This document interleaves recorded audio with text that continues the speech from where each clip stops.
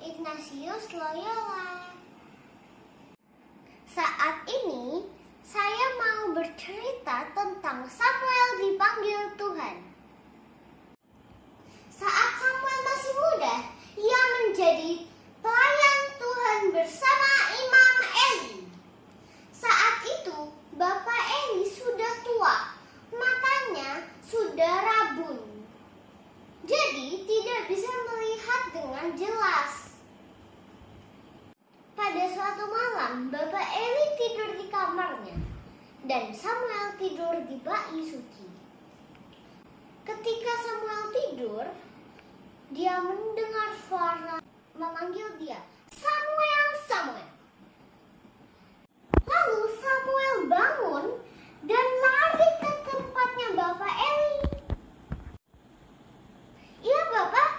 Bapak memanggil saya. Saya di sini." "Tidak, Bapak tidak memanggil kamu. Kembalilah tidur." Lalu Samuel tidur ke tempat tidurnya. Lalu Samuel mendengar kalau ada yang manggil dia lagi, "Samuel, Samuel." Lalu Samuel berlari ke kamar Bapak Eli. "Ya, Bapak, saya di sini. Bapak memanggil saya." "Tidak, kembalilah tidur." Habis itu Samuel kembalilah tidur. Habis itu Samuel kedengar suara ketiga kalinya lagi, "Samuel, Samuel."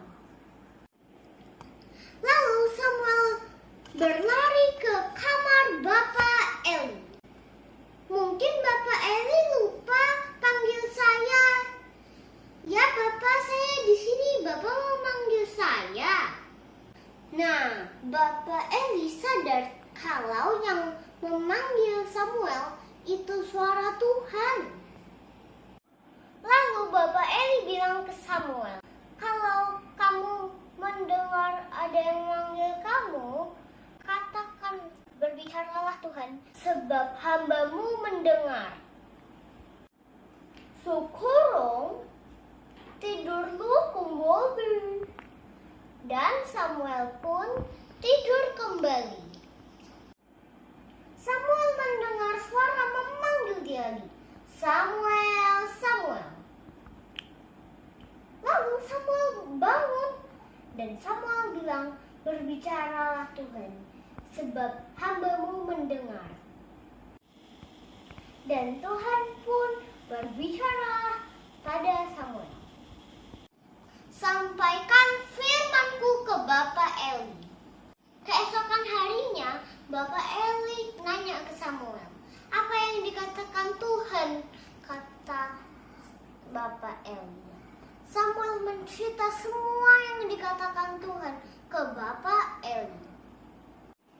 Samuel tumbuh besar dan jadi nabi Tuhan.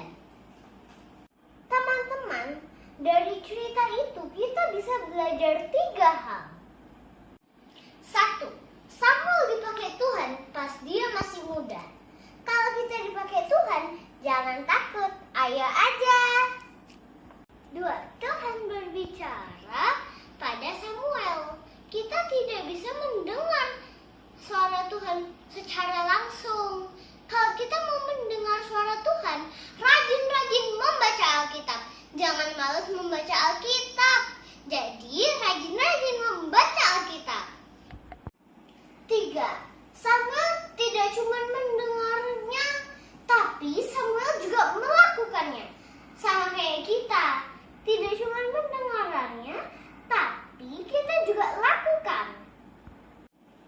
Jadi, kalau Alkitab bilang ke kita, kita harus menghormatin orang tua, kita harus menghormatin orang tua, harus sayang sama orang tua.